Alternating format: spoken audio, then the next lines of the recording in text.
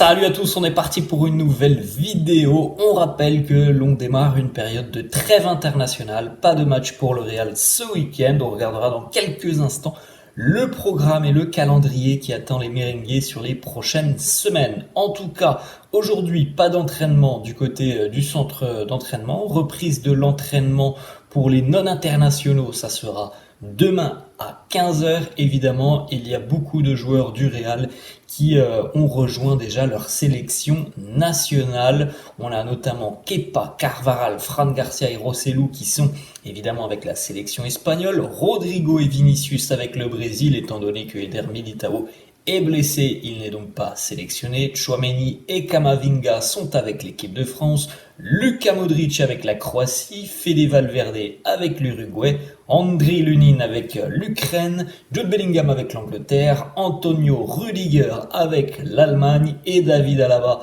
est avec l'Autriche, en attendant évidemment des informations sur l'état physique de David Alaba, qui n'a pas pu participer au match face à Osasuna. Il est sélectionné, mais voilà, on va voir un petit peu comment physiquement il se sent pour savoir s'il sera apte à être présent avec l'Autriche. On regarde les amis le classement de la Liga, donc après cette 9e journée de championnat. Le Real est en tête avec un bilan très intéressant, 24 points en 9 journées, c'est du quasi 100%. Il n'y a eu qu'un seul accro pour les merengues, c'était face à l'Atlético Madrid. Gérone toujours deuxième avec 22 points. Le Barça troisième qui a donc perdu des points précieux hier du côté de Grenade, l'un des mauvais élèves de la Liga. Grenade est l'une des plus mauvaises défenses du championnat. Grenade qui encaisse quasiment 3 buts par match. Les stats depuis le début de saison des Andalous sont vraiment très catastrophiques. Grenade a donc réussi à prendre un point hier face au Barça, 2 partout. L'Atlético est quatrième à l'heure actuelle avec 19 points, mais un match en retard que l'Atlético devra jouer face au FC Séville en bas de tableau. Le Celta est relégable accompagné de Grenade et Almeria. On continue donc les amis avec le calendrier qui attendra les merengues dans une quinzaine de jours maintenant après cette trêve internationale qui est d'ailleurs la dernière trêve internationale de l'année 2023. Ensuite on aura 4-5 mois de football de club. Donc le 21 octobre, samedi 21 octobre, déplacement pour le Real du côté de Séville en Andalousie et notamment les retrouvailles avec Sergio Ramos. 3 jours plus tard, le déplacement au Portugal en Ligue des Champions du côté de Braga. 4 jours plus tard, les merengues en déplacement du côté de Barcelone pour affronter évidemment le Barça. Ça sera le Classico. Et ne vous fiez pas aux horaires qu'il y a sur cette photo. Ce ne sont pas les horaires des matchs. Ensuite, une semaine plus tard, le Real recevra donc le Rayo Vallecano, le Braga dans la même semaine, et puis en fin de cette semaine, Valence. Donc vous pouvez le constater, 3 matchs à l'extérieur et ensuite on aura 3 matchs au Bernabéu. On continue les amis avec une petite information justement qui concerne le prochain adversaire du Real, à savoir le FC Séville. Vous avez vu le classement des Sévillans, 14e, ça va mal aussi pour le FC Séville, seulement 2 points d'avance sur la zone de relégation. Les Sévillans viennent de se séparer de leur entraîneur José Luis Mendilibar, a donc une petite quinzaine de jours d'affronter le Real. Pour le moment, Séville n'a pas d'entraîneur. Évidemment, cette trêve va permettre aux Sévillans d'aller chercher un nouveau profil, un nouvel entraîneur. On continue les amis, les deux unes des quotidiens madrilènes. Marca qui consacre sa une au record qui est presque tombé hier. En tout cas, la barre des 2 heures du marathon est presque tombée hier pour Kiptum qui a réalisé un chrono incroyable, 2 heures et 35 secondes. Donc on n'est pas très loin de voir la barre des 2 heures en marathon tomber. En ce qui concerne le Real, c'est en bas de la une du quotidien Marca. Tchouaméni è l'ultimo experimento exitoso de Ancelotti. Donc grossièrement, Tchouaméni, la dernière tentative incroyable, expérience de Carlo Ancelotti. On l'a déjà vu par le passé, Carlo tenter des coups tout simplement, utiliser certains joueurs à certaines positions qui ne sont pas forcément leur position préférentielle. Et bien là, c'était le cas ce week-end un petit peu contraint Carlo Ancelotti d'utiliser Aurélien Tchouaméni en défense centrale et ça s'est très bien passé pour le français. On regardera d'ailleurs une petite photo dans quelques instants d'Aurélien Tchouaméni qui s'était préparé d'une manière un petit peu particulière à affronter Osasuna et surtout à jouer en tant que défenseur central. On enchaîne avec la une du quotidien AS qui titre Génération Bellingham.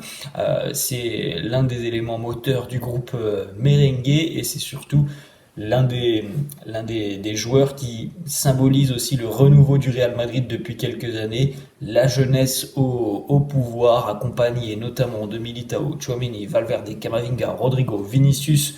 Tous sont dans la vingtaine et tous sont promis à un avenir radieux.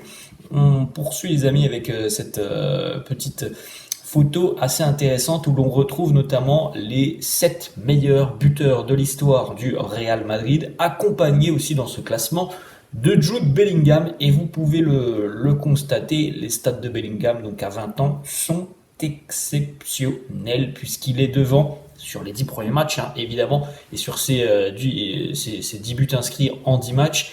Il est devant, par exemple, Puskás, Hugo Sanchez, Raúl, Karim Benzema, Santillana. Alors, on n'est que sur une base de 10 matchs et on le rappelle une nouvelle fois, ce n'est pas un numéro 9 puisque là, dans ce classement, nous n'avons presque que des numéros 9. Il n'y a qu'un joueur qui a réussi à faire mieux que Bellingham et c'est une vraie légende du Real, c'est Alfredo Di Stefano. En 10 matchs avec le Real, il avait inscrit 11 buts. Jude, lui, il était à égalité avec Cristiano Ronaldo. C'est quand même assez dingue de voir ce genre de statistiques. Une petite déclat de Tony Kroos à propos de Bellingham. Il nous dit ce ne sont pas seulement ses buts et ses passes décisives, c'est aussi la façon dont il travaille en défense pour l'équipe. On en a parlé de ça hier, quand on a parlé notamment du fait que Carlo voulait l'utiliser en numéro 9. Oui, on voit qu'il a des aptitudes devant le but, hein, Bellingham, ça, il n'y a pas de souci là-dessus. Mais quand on voit ce qu'il est capable de faire dans les deux parties du terrain en étant au milieu, parce que oui, il y a des buts, il y a des passes décisives, il y a vraiment un rôle très important dans les 30 derniers mètres adverses, mais il y a aussi un rôle un petit peu plus ingrat, le rôle de travailleur de l'ombre. Défensivement aussi, c'est quelqu'un qui est là pour couper des lignes de passe, récupérer des ballons, venir tacler. Il a vraiment ce rôle hybride qui est fondamental au milieu de terrain du côté du Real parce qu'il est à l'aise dans les deux surfaces. Il est à l'aise défensivement, il a un très gros volume et offensivement, évidemment, on a vu toute sa palette tout au long de ce début de saison. Une autre statistique, cette fois-ci, qui concerne Fede Valverde. Aucun joueur dans les 5 grands championnats européens a créé plus d'occasions sur jeu ouvert que Fede Valverde. Il en est déjà à 21 occasions créées pour ses coéquipiers. Fede Valverde, record en Europe. Une petite stat cette fois-ci qui n'est pas très positive. Depuis le départ de Karim Benzema, le Real a obtenu 3 pénaltys. Les 3 ont tous été ratés. Vinicius, Rodrigo et Rosselló pour le moment. Donc voilà, il y a eu le départ de Benzema qui était le tireur attitré. Pour le moment, on n'arrive pas, côté merengue, à convertir ces situations de pénalty. On enchaîne avec une information justement qui concerne Vinicius. C'est une information Fabrizio Romano qui a annoncé hier que l'accord en ce qui concerne la prolongation de contrat du Brésilien devait être révélé la semaine dernière. Il a été retardé pour visiblement des problèmes internes, mais il n'y a aucun souci, aucun problème. L'annonce arrivera dans très peu de temps, un long contrat donc pour Vinicius Junior, et on rappelle aussi qu'il y aura une nouvelle clause libératoire qui passera à 1 milliard d'euros.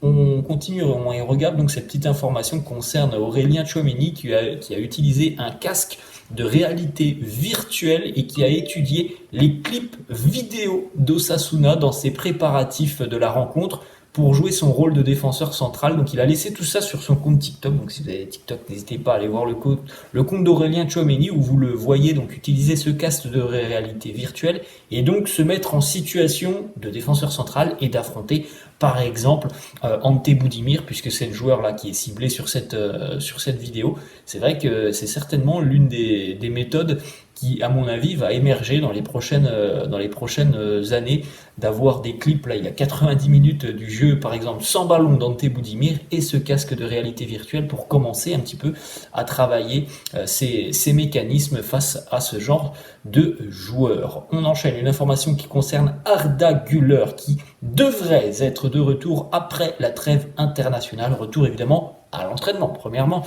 pour Arda Güler. Donc d'ici une quinzaine de jours, pour le moment, du côté du Real, on ne veut toujours pas presser son retour. C'est long, évidemment, ça fait déjà 4 mois que l'on attend de voir quelques minutes du jeune espoir turc, mais voilà, il y a eu des pépins physiques et normalement, dans une quinzaine de jours, il sera de retour à l'entraînement. On va terminer une petite information sur un joueur du Real qui est prêté en Serie A du côté de Frosinone. Jesus Régnier a marqué hier pour son premier match avec Frosinone. Un petit but pour le Brésilien. Voilà les amis, la fin de cette vidéo. J'espère que ça vous a plu. N'hésitez pas comme d'habitude à lâcher un petit pouce bleu. N'hésitez pas non plus à vous abonner à la chaîne. Je vous laisse. Je vous dis à la prochaine. Ciao.